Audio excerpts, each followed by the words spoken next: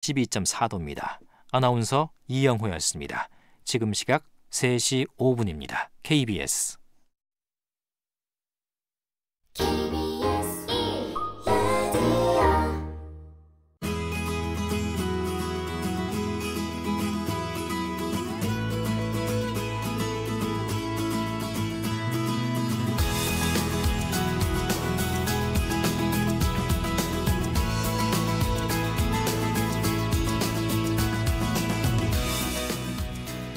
여러분 안녕하세요. KBS 1라디오 라디오 전국 일주 아나운서 이규현입니다.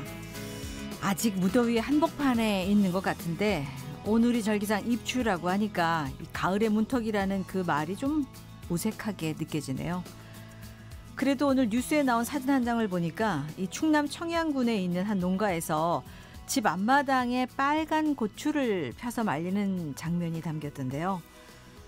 전형적인 가을의 풍경. 이 빨간 고추, 잠자리, 코스모스, 억새풀 이렇게 가을하면 떠오르는 단어들을 보는 것만으로도 벌써 마음이 한달음에 이 가을을 향해 달려가는 것만 같지 않으세요? 그리고 여러분 달력을 한번 좀 보시죠. 오늘은 이 광복절을 일주일 앞둔 날인데요. 요즘 그 어느 때보다 우리나라, 이 대한민국을 많이 생각하게 되는 때잖아요. 그런 만큼 오늘은 여러분의 문자를 받는 대신에 이 광복절 관련 퀴즈를 하나 준비해봤습니다. 광복절은 우리나라가 일본으로부터 해방된 것을 기념하고 임시정부 법통을 계승한 대한민국 정부 수립을 축하하는 날이죠. 자, 그렇다면 퀴즈 나갑니다. 올해는 광복 몇 주년일까요? 네, 부지런히 지금 계산하고 계시죠? 이 정답과 함께 간단하게 여러분의 생각을 좀 듣고 싶은 게 있는데요. 바로 진정한 광복이란 무엇이라고 생각하시는지. 요즘 내 나라, 우리나라, 대한민국 이런 생각을 그 어느 때보다 많이 하게 되는 것 같아서 내가 생각하는 진정한 광복에 대한 의견도 함께 받아보겠습니다. 지금부터 문자 주시기 바랍니다. 짧은 글 50원, 긴 글 100원의 유료 문자, 우물정 9730, 무료 KBS 콩 게시판 이용하시면 되겠습니다. 문자 주신 분들 가운데 추첨해서 오늘도 모바일 커피 쿠폰 선물로 드리겠습니다. 그리고 이 방송은 유튜브에서 KBS 1라디오 검색하시면 보고 들으실 수 있습니다. 유튜브 게시판 통해서도 의견 많이 올려주시고요.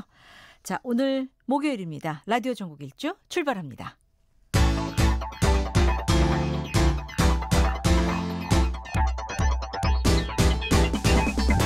대한민국 구석구석 동네방네 이모저모 전국이 가까워지는 시간 KBS 1라디오 라디오 전국 일주.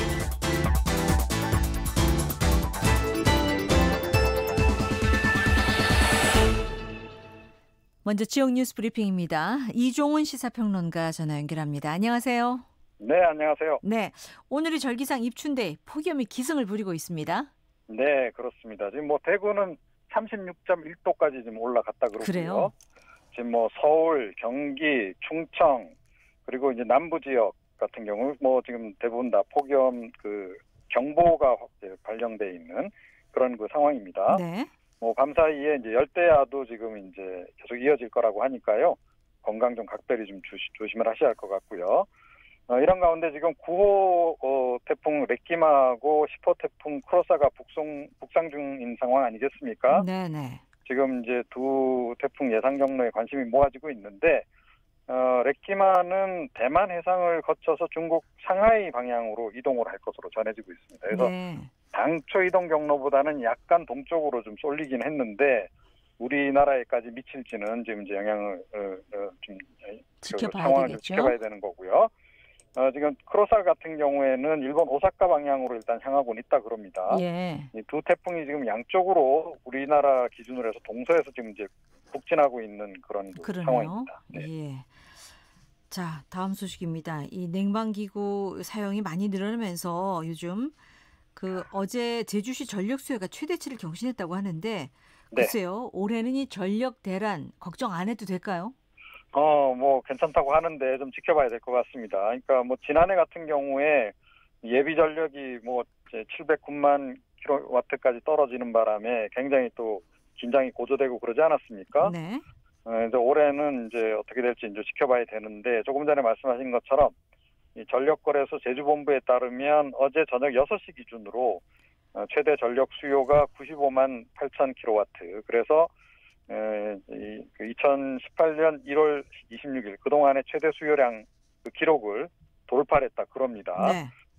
그래도 전력 수급에는 큰 문제가 없다라고 지금 이제 얘기는 전해지고 있는 상황이고요.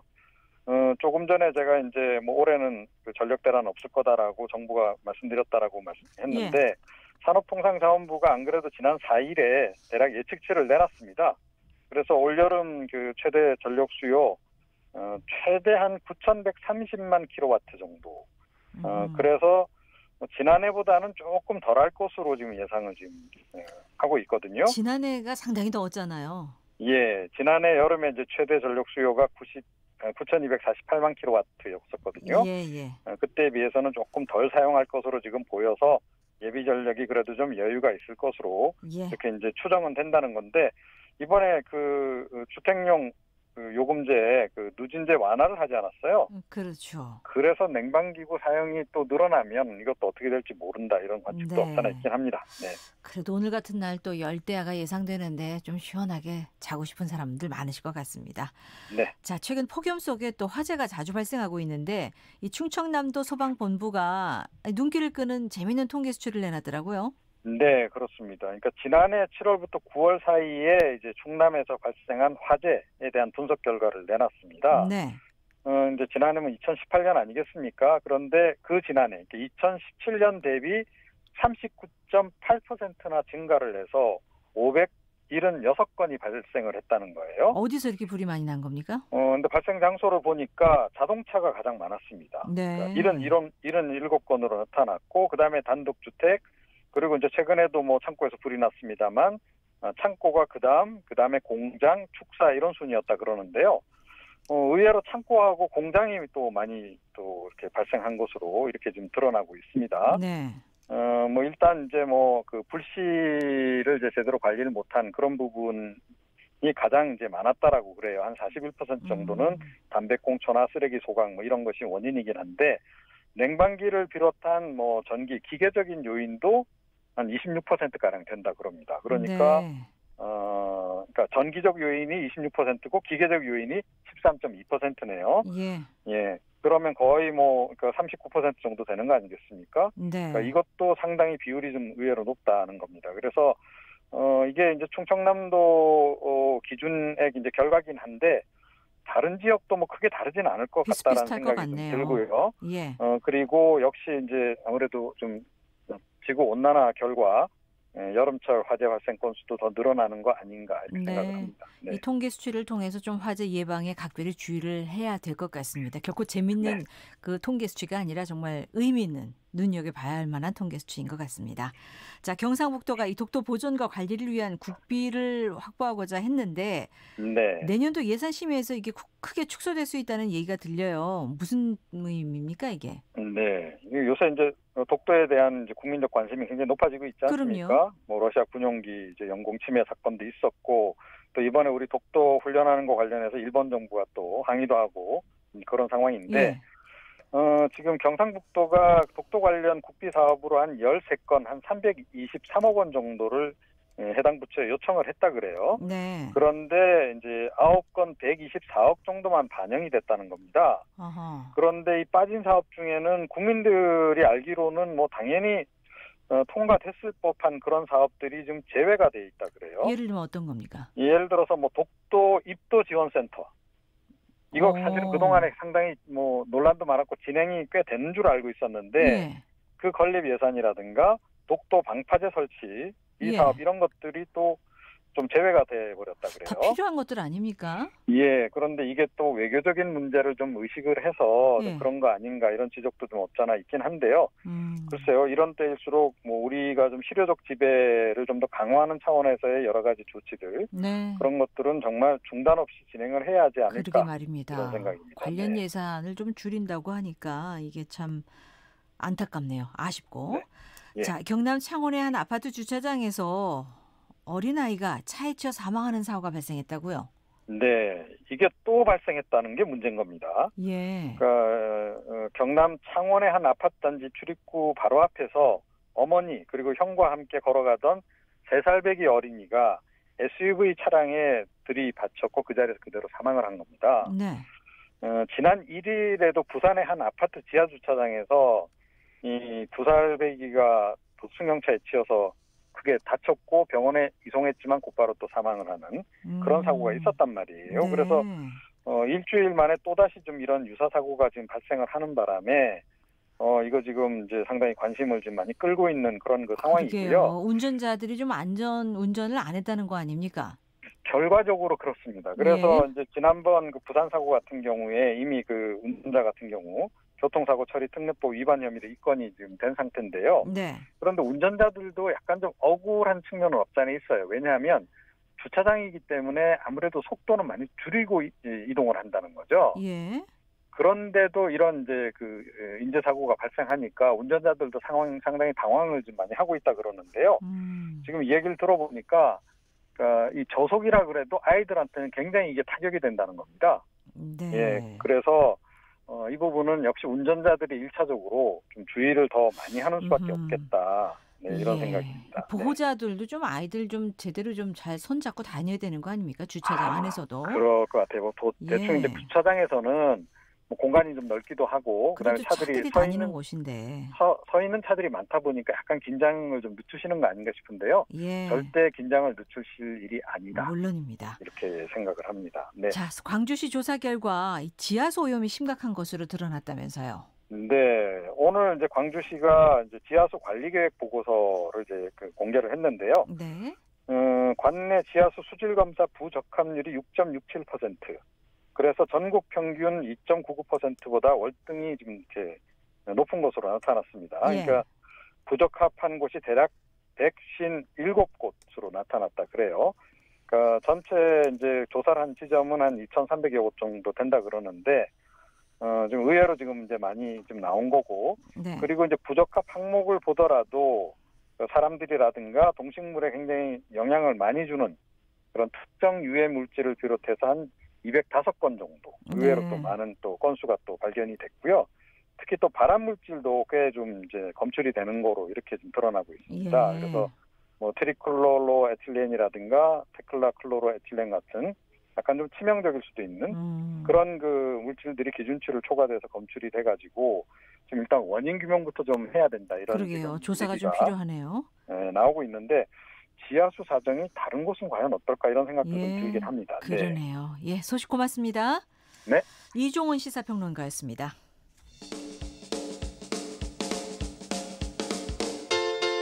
부산, 창원, 대구, 광주, 전주, 대전, 청주, 춘천, 제주, 울산, 진주, 안동, 포항, 목포, 순천, 충주, 강릉, 원주. KBS 1라디오 라디오 전국 일주. 라디오 전국 일주에서 오늘은 이 8.15 광복절을 일주일 앞두고 퀴즈를 하나 냈습니다. 올해는 광복 몇 주년인지, 몇 주년인지 정답 보내주시면 되는데요. 그와 함께 진정한 광복이란 무엇인가? 내가 생각하는 진정한 광복이라는 주제로 여러분의 의견도 함께 보내주시면 고맙겠습니다. 많은 분들이 이 정답 문자로 보내주고 계세요. 지금 이 순간에도 계속 문자가 들어오고 있는데요. 그 가운데 9030님 문자 보내면서 괜히 울컥하네요 하셨고, 9830님은 진정한 광복은 지난 과거의 모든 원한 관계를 묻어두고 서로 공존하며 선의의 경쟁으로 우리나라를 빛내고 또 세계 속의 한국을 만드는 것이 아닐까요? 라고 의견을 주셨습니다. 안타깝게도 이 두 분 다 광복절 올해 100주년이라고 보내셨어요. 혹시 이 3.1운동 100주년하고 혼동하신 건 아닌지라는 생각이 듭니다. 다시 한번 좀 확인해 보시고 다시 정답 한번 보내주세요. 3368님 문자 보죠. 이번에 일본 행동만으로도 이렇게 힘들어지는데 100여 년 전 우리 선조들 어찌 이겨내셨을지 정말 숙연해지는 요즘입니다. 이번 광복절은 더 겸손한 마음으로 맞이하겠습니다. 라는 의견 주셨고, 2541님 정치, 경제, 인권 등이 일본 영향에서 벗어나야 진정한 광복인 것 같습니다. 라는 의견. 0306님 친일 청산 바로 하지 못해 아쉬워요. 지금이라도 역사 바로 세워야 하지 않을까요? 라는 의견. 3650님 과거보단 현재와 미래를 토론하고 싸워주세요. 제발 부탁입니다. 국민만 힘들어지는 게 아닌가 걱정이라는 의견도 보내오셨네요. 그런가 하면 도병린 씨 일본과 경제전쟁 벌이고 있어 안타깝기도 하고 또 두 나라 관계 빨리 우호 관계로 돌아가길 바란다라는 의견을 주셨습니다. 자, 많은 분들이 지금 정답도 보내주시고 의견을 많이 보내주셔서요. 방송 중간중간에 이렇게 소개를 해주시고 선물 받으실 분들은 마지막에 제가 많이 발표해 드리겠습니다. 이렇게 퀴즈 내는 날은 선물이 좀 여러분에게 돌아간다는 거 알고 계시죠? 짧은 글 50원, 긴 글 100원의 유료 문자, 우물정 9730, 무료 KBS 콩 게시판 이용하시고 또 유튜브 게시판 통해서도 정답과 의견 보내주시면 되겠습니다. 아, 퀴즈가 뭐냐고요? 올해 광복 몇 주년인지 정답 말씀해 주시면 되겠습니다.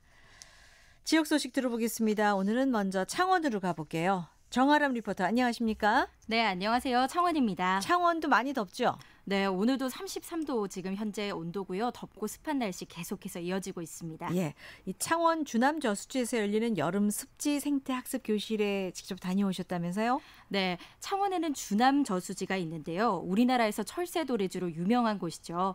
이 자연이 잘 보존되어 있어서 해마다 겨울이면 수많은 철새들이 머물렀다 가는 곳인데요.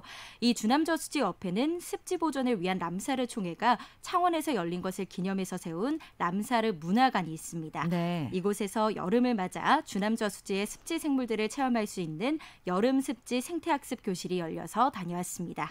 이게 어떤 식으로 진행될까요? 혹시 직접 체험도 하고 그럴까요?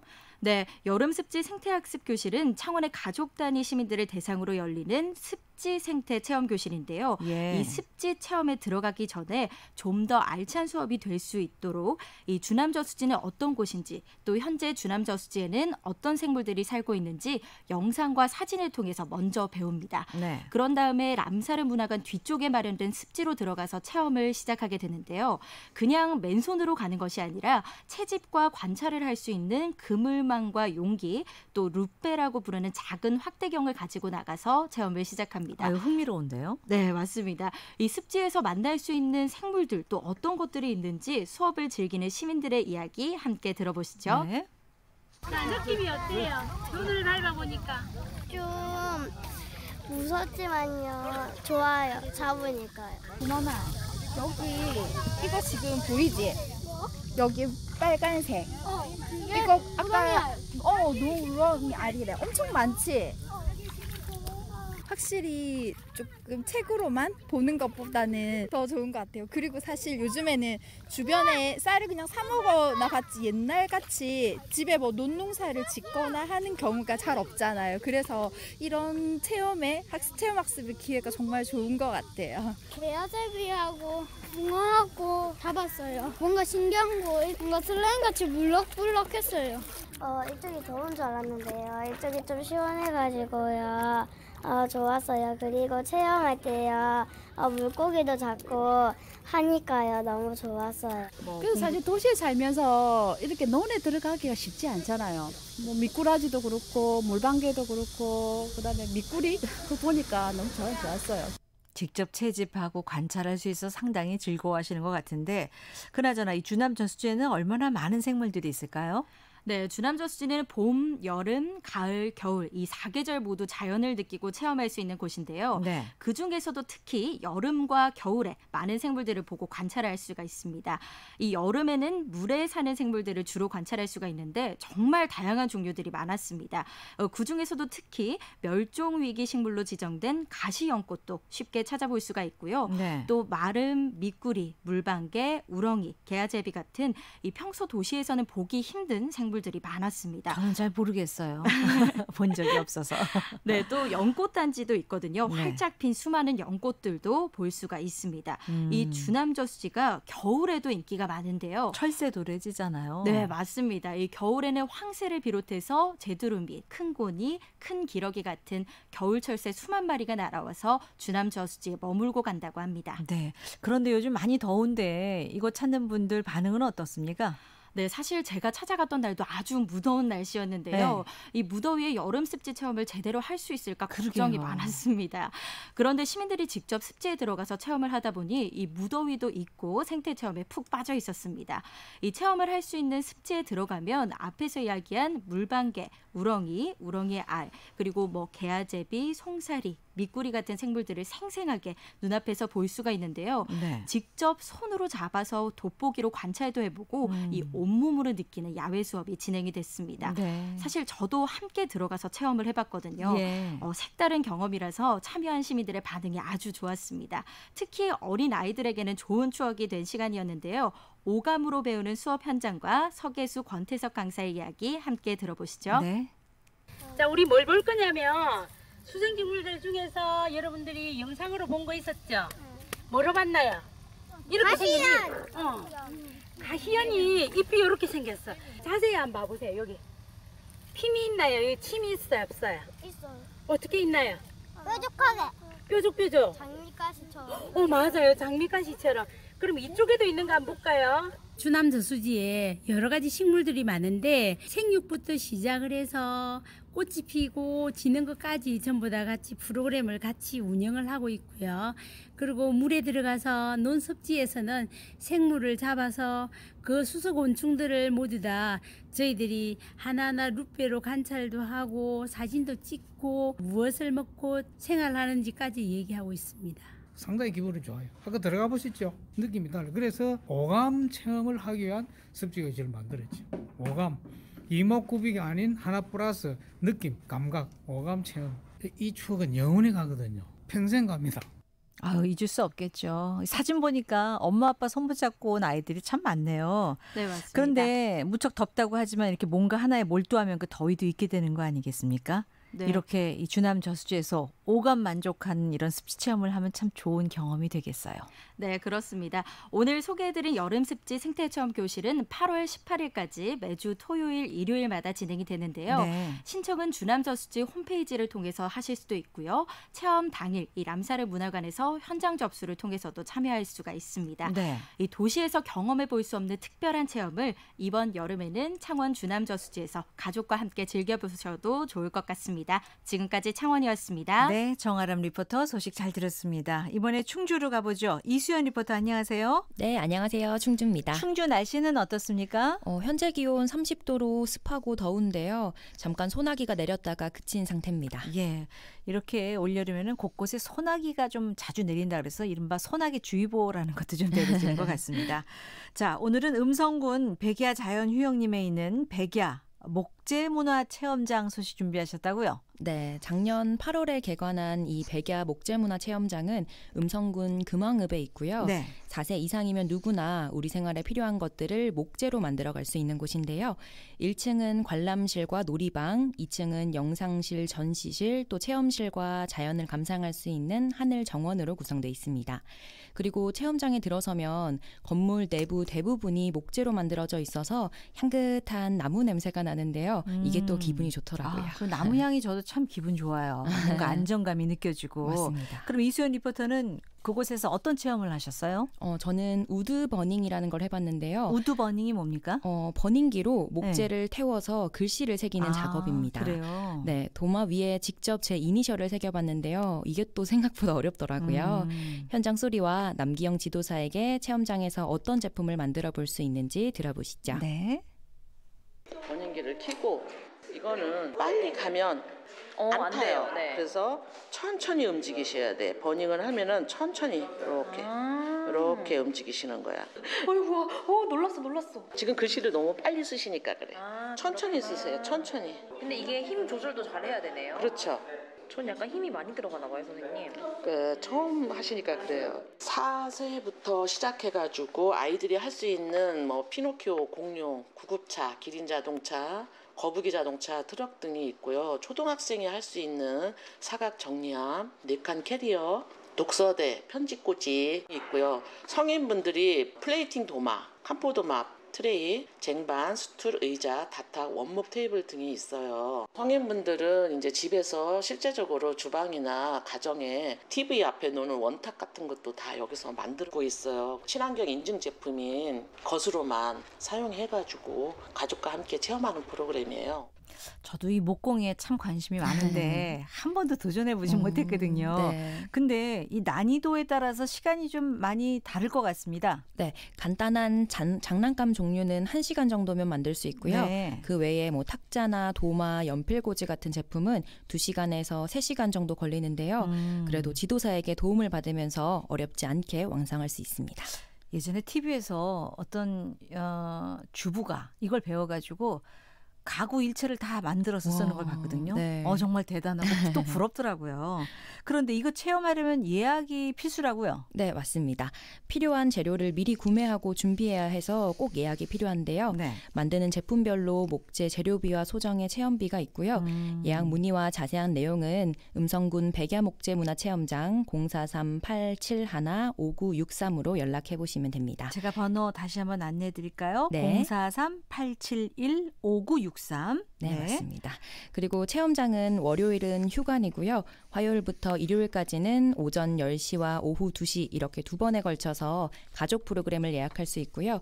또 난이도가 있는 성인 프로그램은 월 2회로 둘째, 넷째 주 토요일 오전 10시부터 12시까지 체험할 수 있으니까 네. 참고하시면 좋겠습니다. 계속해서 열심히 집중해서 체험하던 분들의 얘기 들어보시죠. 이게 뭐예요? 연필꽂이. 지금 여기 뭐 그리고 있는 거예요? 먹거리로 그렸고 나무, 버섯, 꽃목걸이.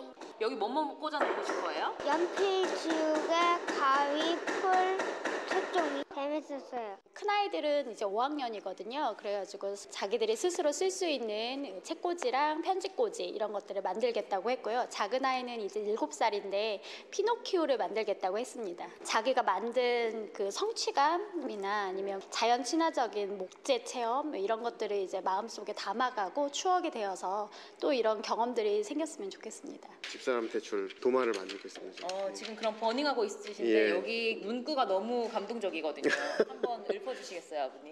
예, 사랑하는 나의 아내 박선영에게. 이 도마를 받으신 아내분이 어떤 감정을 느꼈으면 하세요? 글쎄요, 지금처럼 그냥 계속 이렇게 행복하게 잘 살아줬으면 좋겠고요. 그리고 정말 그 맨날 이제 아기들 키우느라고 너무 고생을 해서 평소에 굉장히 고마운 마음을 가지고 있었거든요. 그래서 받고 좀 기뻐했으면 좋겠어요. 집사람이 집에서 매일 아이들이랑 남편을 위해서 이렇게 요리를 만들어주는데 볼 때마다 가장 소중한 사람이다라는 걸 알았으면 좋겠어요. 근데 이러면 또 이제 요리를 얼마나 잘해주겠어요. 맞아요. 그걸 바라고 또 이렇게 또 이름을 써서 사랑하는 아내에게 우드버닝을 한 게 아닌가 싶은데 이 옆에 뭐 물놀이장도 있습니까? 네, 백야 자연 휴양림이나 오토 캠핑장, 목재문화체험장 예약자라면 네. 여기 옆에 있는 물놀이장에서 누구나 무료로 물놀이장을 이용할 수 있는데요. 네. 물놀이장은 오는 25일 일요일까지 운영하니까요. 네. 혹시 충주 나들이 계획 있으시다면 더위도 식히고 목제품도 만들 수 있는 이 백야 목재문화체험장을 방문해 보셔도 좋겠습니다. 미리 예약은 필수입니다. 맞습니다. 지금까지 충주였습니다. 이수연 리포터 소식 잘 들었습니다. 자, 3시 33분 돼가고 있습니다. 광복절 일주일 앞두고 관련한 퀴즈 오늘 풀고 있는데요. 올해는 광복 몇 주년일까요? 정답 많이 들어오고 있습니다. 그와 함께 진정한 광복에 대한 여러분의 생각도 저희가 받고 있는데 허용 씨, 광복절은 우리의 아픈 과거를 다시 한번 일깨워주는 만큼 올해는 특히 관심 갖고 국력을 키우는데 힘을 합쳐야겠다는 생각이 든다고요. 다시는 일본에게 지지 않는 힘을 키웠으면 좋겠다 하셨고 3458님. 초등학교에 다니는 새 아이들과 이 광복절의 의미를 다시 한번 되새기고 독립을 위해 희생한 민족 선열들을 기릴 수 있는 기회가 되도록 아이들과 조선의 궁궐과 왕릉 다녀와야겠습니다. 라고 하셨어요. 5149님. 진정한 광복의 의미 되새길 수 있도록 젊은 세대와 함께 공유하는 토론회 장이 있으면 좋겠다는 의견 주셨네요. 그리고 6192님. 진정한 광복은 정치적, 경제적, 국방력으로부터 외국의 간섭이나 협조 없이 자립하는 그날이 바로 광복이죠. 라고 하셨고 9033님. 다시는 나라를 빼앗기는 없이 경제적으로나 정치적으로나 일본 넘어서야 합니다. 라고 하셨어요. 4363님. 이럴 때일수록 온 국민이 한마음으로 대통합하고 그다음에 남북이 하나 되고 마지막으로 주변 강대국의 외세에서 벗어난 그 다음에야 진정한 광복이 오지 않을까. 이분 말씀에 따르면 아직 우리나라는 광복이 오지 않았네요. 자, 이런 문자 보내주시기 바랍니다. 짧은 글 50원, 긴 글 100원의 유료 문자 우물정 9730 무료 KBS 콩 게시판 이용하시고요. 유튜브로도 많이 의견 주시기 바랍니다. 저희가 유튜브도 소개를 해드리면서 또 당첨되시는 분들은 문자를 또 저에게 보내주시도록 할게요. 짧은 글 50원, 긴 글 100원의 유료 문자 오물정 9730 무료 KBS 콩 게시판 이용하시면 되겠습니다. 날씨와 교통 상황 간추린 뉴스 이어드리겠습니다. 기상청 윤지수 씨 전해주세요. 네, 폭염 속에 소나기가 곳곳에 내리고 있는데 추풍령의 경우 1시간 동안 내린 소나기가 무려 50mm를 넘을 만큼 매우 강한 소나기가 내렸고요. 지금도 곳곳에 소나기가 내리고 있는 상황입니다. 내일 새벽까지는 강한 소나기가 지나가는 곳이 많기 때문에 이 점 염두에 두시는 것이 좋겠습니다. 그리고 내일 오후에도 다시 한번 강원 영동지방을 제외한 중부지방과 남부 내륙 지역을 중심으로 소나기 가능성이 있다는 점도 기억해 두시면 좋겠습니다. 입추인 오늘 폭염특보는 더 확대되고 강화됐습니다. 전국 대부분 지역에 지금 폭염특보가 내려져 있는데 서울을 비롯한 경기도 중부와 남부 지역은 폭염주의보가 폭염경보로 2시를 기해서 강화된 상태고요. 당분간 이 폭염은 좀 더 지속되겠습니다. 예상되는 기온을 보면 내일 아침 최저기온 강릉과 제주가 27도, 광주, 대구, 부산 26도, 서울, 인천, 대전 25도로 오늘 밤도 곳곳에 열대야 현상이 나타날 것으로 보이고요. 내일 낮 최고기온은 서울, 강릉, 광주가 34도, 세종, 대전, 대구는 이보다 조금 더 높은 35도의 높은 기온이 예상됩니다. 지금까지 날씨 정보였습니다. 지금 서울 기온은 32.5도입니다. 다음은 이 시각 교통 상황 알아보겠습니다. KBS 교통정보센터의 박경은 씨입니다. 고속도로는 상습 정체 구간을 중심으로 밀리고 있는데요. 돌발 상황들도 이어지고 있기 때문에 주의 운전하셔야겠습니다. 호남고속도로 천안 쪽으로 금산사 부근 2차로 막고 사고 처리하고 있고요. 또 영동고속도로 강릉 쪽으로는 봉평터널 사고는 처리가 됐지만 아직 여파 때문에 1km 구간 정체입니다. 반대 인천 쪽으로는 동수원에서 광교터널, 또 군자에서 월고 쪽으로 밀리고 있고요. 중부고속도로 하남 쪽으로 남이분기점에서 서청주 부근, 또 남이천 부근에서 속도 늦춥니다. 이후로 만남해육개소 부근인데요. 3, 4차로 막고 낙하물 처리하고 있기 때문에 차로 변경에 유의하셔야겠고요. 반대 남이 쪽으로는 진천터널 부근과 오창에서 서청주 부근 5km 구간 속도 줄입니다. 서해안고속도로 목포 방향 대천 부근 정체는 작업 여파고요. 경부고속도로 부산 쪽으로 한남에서 서초, 신갈에서 수원 부근, 이후로도 청주에서 남이 분기점까지 더디게 이동합니다. KBS 교통정보센터였습니다. 이어서 라디오 정보센터 연결해 이 시각 주요 뉴스 듣겠습니다. 일본이 지난달 수출 규제한 반도체 소재 3개 품목 중 한 건에 대해 수출 허가를 내준 것에 대해 청와대는 긍정적으로 평가한다며 백색 국가 배제 조치가 조속히 철회돼야 한다는 입장에 변화가 없다고 강조했습니다. 일본의 수출 제재에 대응해 우리나라도 일본을 백색 국가에서 제외하는 방안이 범정부 차원에서 처음 논의됐습니다. 당초 예상과 달리 정부는 오늘 확정하지 않고 논의는 계속한다고 밝혔습니다. 마크 에스퍼 신임 미국 국방장관이 오늘 방한합니다. 최연수 국방부 대변인은 논란이 되고 있는 미국의 중거리 미사일 배치는 이번 국방장관 회담에서 논의되지 않을 것이라고 말했습니다. 트럼프 미국 대통령은 한국이 방위비 분담금을 더 많이 내기로 합의했다고 주장했습니다. 이에 대해 우리 외교부는 아직 방위비 협상이 시작되지 않았다고 밝혔습니다. 국회 예산결산특별위원장인 자유한국당 김재현 의원이 한국당 의원들을 상대로 예산 민원을 받겠다는 공문을 보낸 사실이 알려져 정치권에서 논란이 되고 있습니다. 윤석열 검찰총장이 최순실 재산 은닉 의혹과 관련해 미스테리한 부분이 있다면서 국세청과 공조에 파악 중이라고 밝혔습니다. 지금까지 헤드라인 뉴스 정원나였습니다.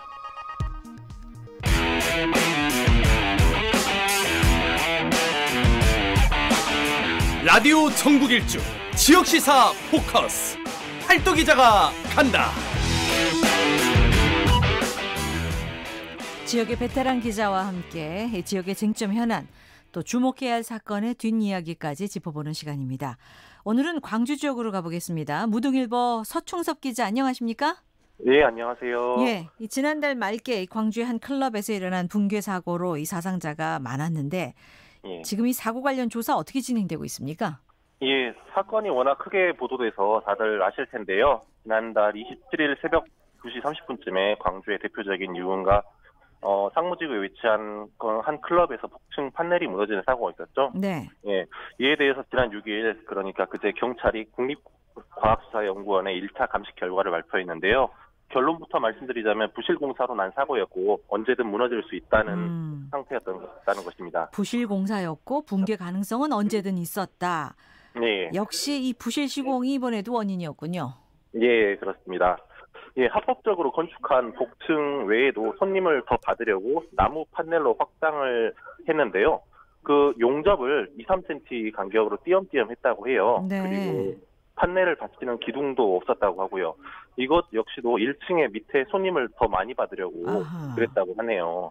이 공사를 한 업자도 무자격 업자들을 용접 좀 할 줄 안다는 이유로 불러다가 했다고 하고요. 네. 또 사고가 난 날은 광주 수영대회 폐막 하루 전이었는데요. 그래서 경기를 끝낸 외국인 선수들이 많이 왔었어요. 그렇죠. 그래서 클럽에서는 우리나라 사람들하고 마찰이 생길까봐 전부 복층으로 올려보냈다고 해요. 그래서 외국인 선수들이 거기서 뛰고 있는데 예. 클럽 직원들은 몇 차례 주의만 주고 별다른 조치를 하지 않았다고 합니다. 예. 한 3, 40명이 올라가 있었고 예. 그 어떤 구조물을 복층 구조물을 예. 지지해 주는 게 없었던 거죠. 그러니까 1층하고 연결된 고리가 하나도 없었던 거잖아요. 예, 벽면에 붙여놨을 용접만 했을 뿐 밑에 그러니까요. 기둥을 받치고 있지는 않다고 합니다. 그런데 이런 건물들은 보통 정기적으로 안전점검을 받게 돼 있지 않습니까?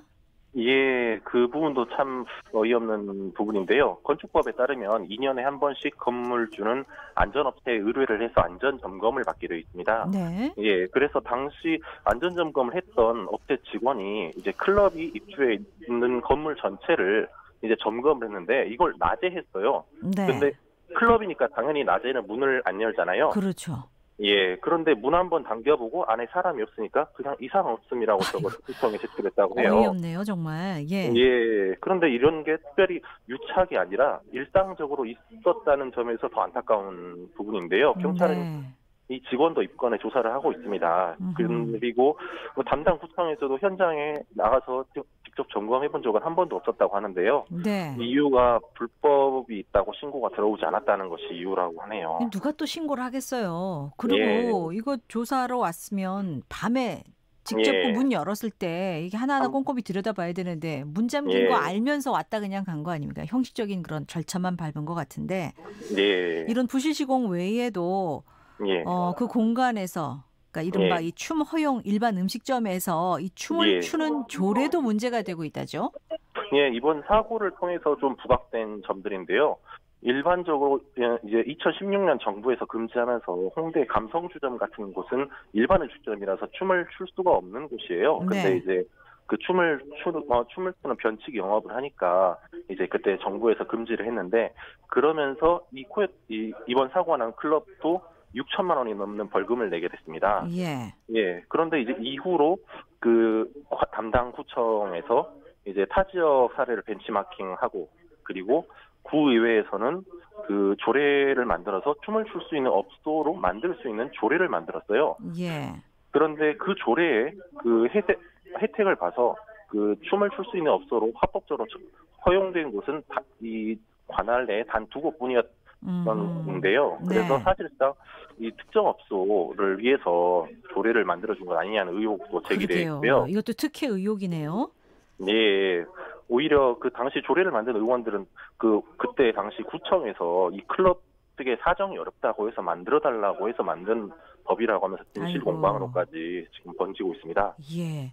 그런데 이름이 이 코요테 어글리 이 이름도 예. 지금 문제가 되고 있다면서요. 예, 이 코요테 어글리라는 이름은 2000년에 개봉한 미국 영화 이름인데요. 예.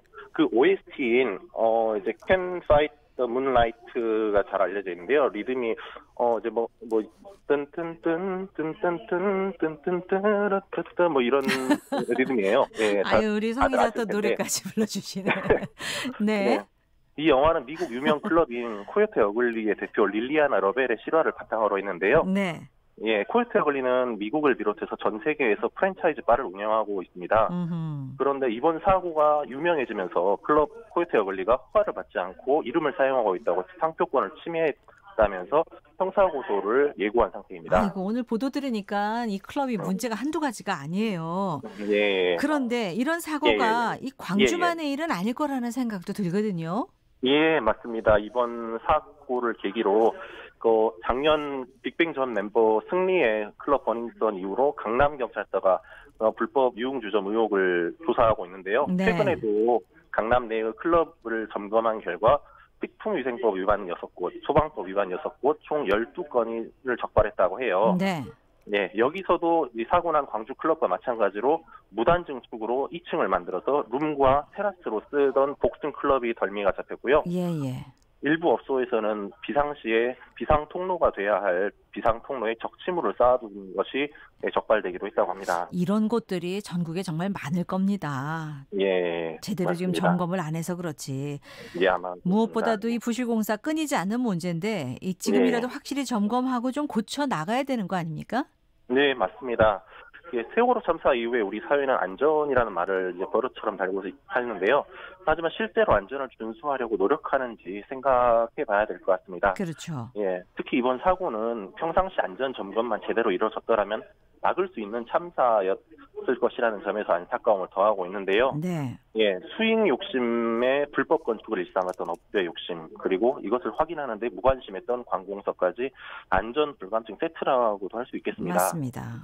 예, 또 뭐 현행법에서는 수십만 곳의 사업장을 모두 확인할 수 없으니까 업주가 자발적으로 안전 점검을 하고 그 결과를 담당 구청에 신고만 하면 되는데요. 예. 이번에 사고가 나면서 드러난 것처럼 안전 점검이 과연 제대로 이루어지고 있는지 확인하는 절차가 필요하지 않나 싶습니다. 당연합니다. 정부 차원에서도 해야 할 일이 있겠죠. 예, 맞습니다. 앞서 말씀드린 것처럼 수백만 곳의 이제 업소가 있을 텐데 이것을 모두 점검하기는 어려울 테니 정부에서도 현재 국가안전대진단을 내년 초에 실행하고 있는데요. 네. 올해도 16만 곳에 대해서 현장 진단을 진행했었어요. 그리고 이 중에서 16.8%인 2만 6천여 곳에서 부실이 발견됐는데요. 네. 하지만 여기에는 다리나 관공서, 옹벽, 그리고 일반적인 SOC라고 부르는 이런 구조물, 이런 구조물도 상당히 포함되어 있고 일반적인 우리 건축물들은 일부에 지나지 않아요. 그래서 보다 사람들이 많이 가는 곳의 건물을 점검하기 위해서는 민간 감시단을 운영하는 보안책을 운영하거나 또 일정 규모 이상 사업장은 현장 점검을 반드시 하도록 하는 관련법이 개정이 필요할 것 같고요. 무엇보다도 부실 공사를 하지 않으려고 하고 또 이를 보면 신고하도록 하는 시민의식이 강하게 요구된다고 보이는 것 같습니다. 모두 정확한 지적을 해주셨습니다. 자, 서충섭 기자 오늘 노래까지 주시고 소식 잘 들었습니다. 고맙습니다. 예, 감사합니다. 지역 포커스 팔도 기자가 간다. 이 무등일보 서충섭 기자였습니다. KBS 1라디오 라디오 전국 일주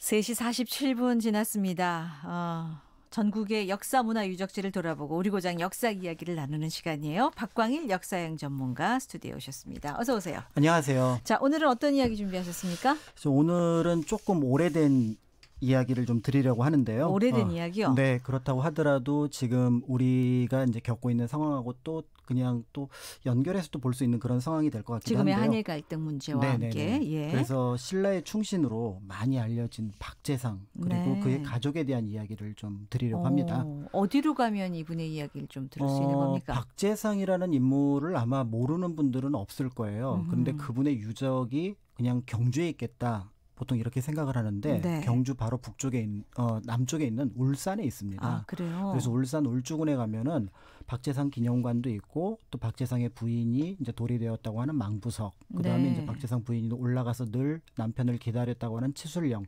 이런 어떤 유적지들이 거기에 남아 있습니다. 그러면 이 박재상이 어떤 인물인지 신라의 충신이라는 것 외에 좀 더 자세한 내용이 좀 궁금해지거든요. 네, 박재상은 실제로 이제 삼국사기, 삼국유사, 그다음에 일본서기에 모두 등장을 하는데요. 그래서 이제 공통적으로 얘기가 그러니까 약간씩 다른 얘기가 있어요. 예를 들어 삼국유사에는 김재상으로 나오기도 하고요. 성이 바뀌었어요. 네네네.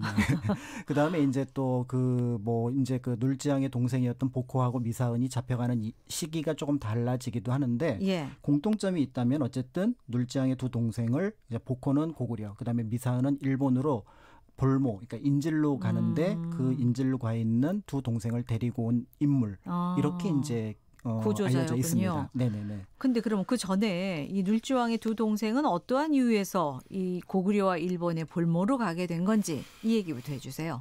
이게 이제 그러면 이제 아마 예전에 이제 역사 시간에 배운 게 기억이 나실 텐데 기원전 400년에 한반도에 어마어마한 사건이 일어납니다. 일본군이 이제 경주에 이제 쳐들어온 거예요. 그러니까 이제 경주에 이제 신라가 그거를 막지 못해서 고구려에 원병을 요청을 합니다. 그랬더니 당시 고구려가 무려 5만 명에 이르는 어마어마한 병력을 경주로 보내서 일본군을 몰아낸 사건이 있었죠. 이때가 바로 이제 내무랑 때인데 그 내무랑의 다음 왕이 눌지왕입니다. 근데 그 내무랑 그다음에 그 다음 실성왕 때 이 눌지왕의 두 동생을 각각 고구려 그다음에 일본으로 볼모로 보내는데 과거에 이제 도움을 받았으니까 그렇죠. 고구려는 이제 그 도움을 받았고 고구려에서 뭔가 보증을 할 수 있는 너네들이 우리에게 뭔가 보답할 수 있는 어떤 근거를 대라 하면서 이제 동생을 데려간 것 같고요.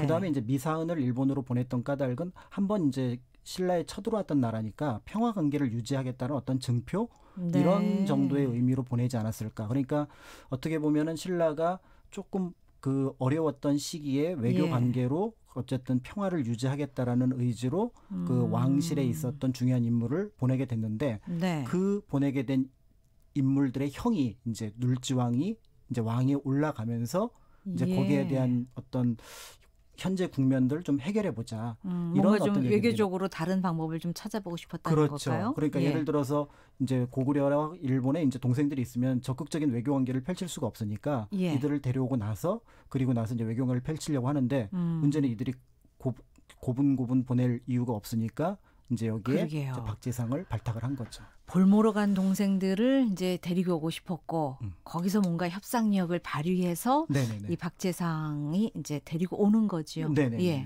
그런데 이제 박재상이 고구려는 쉽게 가서 데리고 옵니다. 그러니까 이제 장수왕 때였는데 대왕의 은덕이 너무나 높아서 그래서 볼모를 보내는 거는 9마리 소의 털 하나 뽑는 거다. 뭐 많은 것 중에 하나잖아요. 별일 아닐 거다. 그렇지만 그 털 하나를 뽑아서 주면 우리 임금님은 굉장히 고마워할 테니 그 보내달라고 얘기를 했더니 이제 그 어떤 치켜 세움에 이제 고구려 장수왕이 만족해서 복호를 신라로 돌려보냅니다. 그런데 이제 복호가 돌아오니까 눌지왕 마음이 더 안타까운 거예요. 동생 하나는 돌아왔는데 다른 동생 미사은 못 돌아왔으니까 그래서 가슴이 아프다 이 얘기를 또 박재상한테 합니다. 또 가요. 일본으로 가요. 그래서 가족들한테 이번엔 내가 돌아오지 못할 것 같다라는 얘기를 하고 뭔가 예감이 좀 있었나 보죠. 그러니까 이제 고구려와 일본의 처지가 다르다라는 걸 알고 있었던 것 같고 그리고 이제 일본으로 가게 되는 거죠.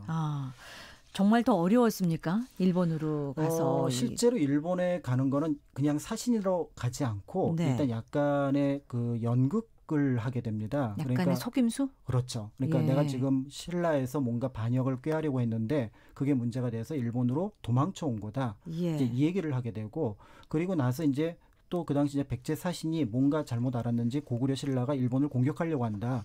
이 얘기를 하게 되니까 그래서 이제 일본 왕이 박재상을 앞세워서 신라를 공격하려고 합니다. 이때 이제 동생이었던 미사원도 같이 끌고 가는데 목도 그러니까 그 중간에 섬이 있었는데 그 섬에서 먼저 이제 박재상은 미사원을 신라로 보내놓고 자기는 며칠 동안의 시간을 더 법니다. 그러니까 시간을 좀 끌어보는 거예요. 그렇죠. 만약에 같이 도망을 가게 되면 일본군이 바로 추격을 하게 되니까. 그래서 먼저 동생을 보내놓고 그리고 이제 자신은 마치 미사원과 같이 있는 것처럼 연기를 하다가 결국은 발각이 돼서 죽음, 화형에 처해져서 죽음을 얻게 됐죠. 그렇군요. 상당히 지혜가 많은 사람이긴 하지만 워낙 이제 또 상대가 좀 어려웠던 것 같습니다. 그 일본으로 가기 전에는 부인에게 돌아오지 못할 수도 있었다라는 그런 언지를 주고 간 거 아니겠습니까? 그렇죠. 그래서 아마 그 얘기를 들어서 실제로 경주에 가면은 이제 박재상의 부인이 그 쓰러져서 울었다고 하는 곳이 있는데요. 이제 울주에 가면은 결국은 돌아오지 못하는 남편을 기다리다가 바위가 되었다는 망부석이 치술령 꼭대기 바로 근처에 있고요. 그리고 이제 그 옆에는 그 늘 이제 올라가서 그 바다를 바라보았다라고 하는 치술령이 있습니다. 그런데 아무래도 뭐라 그럴까요? 사랑이 깊었다 그럴까요? 아니면 원한이 깊었다 그럴까요? 결국은 남편이 돌아오지 못하니까 몸은 돌이 되고 영혼은 새가 되어서 날아갔는데 그 새가 또 숨었다고 하는 곳이 근처 절벽에 구멍이 하나 나 있어요. 거기서 숨을 은자 새 을자를 써서 은을암이라고 하는 바위도 있습니다. 망부석과 은을암에 이렇게 마음 아픈 사연이 새겨져 있는 곳이네요. 그러니까 이제 보통 돌만 생각을 하시는데 예. 결국은 새가 되어서 남편을 찾아간 것이 아닐까 그렇게 생각을 하면은 이 부부의 인연이 참 뭔지 하는 그러게요. 그런 안타까움 이런 것들이 들기도 합니다. 어쨌든 이 박재상의 영혼이 숨어 들어갔다고 알려진 은으람을 볼 수 있는 곳은 바로 울주입니다. 네, 울주, 예. 그러니까 울주의 치술령, 박재상 유적지, 그다음에 망부석 다 있습니다. 예. 네네. 근데 여기서 한 가지 짚어보고 싶은 게요. 이 눌지왕이 왜 박재상을 골랐을까요? 그렇죠. 그래서 그게 실제로 삼국사기에도 보면은 첫 번째 그 발탁할 인물이 다른 인물들이었어요. 뭐 수주촌, 그다음에 1, 2촌, 2촌 어떤 촌장들이었었는데 그 사람들이 네. 모두 박재상을 이제 그 추천을 하게 되는데요. 박재상이 살고 있었던 곳을 지금 울주 또는 양산으로 보고 있습니다. 네. 그런데 그 울주 양산이 400년 그러니까 그 고구려가 군대를 보내서 일본군을 쫓을 때 그 지나갔던 통로에 있는 지역이에요. 예. 그러니까 박재상은 일본이 어떤지도 알고 있었던 인물이고 또 고구려가 어떤 상태였는지도 알고 있었던 인물이었기 때문에 양쪽의 네트워크를 다 가지고 있거나 지식을 갖고 있었던 인물입니다. 그래서 네. 아까 말씀드렸던 것처럼 고구려에 대한 대응 방식과 일본에 대한 대응 방식이 완전히 달랐던 거고요. 그러게요. 그 과정에서 눌지양이 원했던 또 어떻게 보면 신라가 원했던 소기의 목표를 달성할 수 있었던 거죠. 예. 그러니까 고구려에 가서는 그 당시 그 왕의 어떤 위협을 치켜세우는 걸로. 일본에 가서는 어떤 속임수. 그렇지 않으면 돌려보내지 않을 테니까. 예. 네네네. 그래도 어쨌든 그 눌지왕의 목적은 다 달성했어요. 동생들은 다 돌아왔으니까. 그렇죠. 그런데 예. 이제 눈에 띄는 기록이 하나가 삼국유사에 남아 있는데요. 어떤 겁니까? 삼국유사에서 보면은 그 박재상에 대해서 이제 일본 왕이 회유하는 장면이 나옵니다. 네가 그렇게 나를 배신했으니 죽어 마땅하지만 일본의 신하가 된다면 살려주겠다. 이런 어떤 그 얘기를 하는데요. 예. 거기에 대해서 그 삼국유사 기록을 그대로 읽어보면 차라리 신라 땅 개 돼지가 될지언정 외 나라의 외국의 신하가 되지 않을 것이오. 차라리 신라 땅에서 갖은 매를 맞을지언정 외국의 벼슬은 받지 않겠노라라고 해서 결국은 죽음을 받아들이게 되죠. 의미 있게 들리네요. 오늘날 더더욱. 그러니까 이제 국가의 위기 앞에서는 예. 약간의 뭐 왕실의 어떤 분란 이런 것들이 있겠지만 네. 국가가 딱 위기에 나섰을 때는 뭔가 뜻을 하나로 모으겠다라는 뜻 그런 것들이 박재상에게서 배울 수 있는 좋습니다. 뜻이 아닐까 싶습니다. 예. 자, 우리 고장 역사 이야기 박광일 역사행 전문가와 함께했습니다. 고맙습니다. 감사합니다. 자, 오늘 퀴즈 올해는 광복 몇 주년일까요? 바로 광복 74주년이었습니다. 자, 문자 주신 분들 감사드리고요. 선물 받으실 분들 게시판에 올려놓겠습니다. 고맙습니다.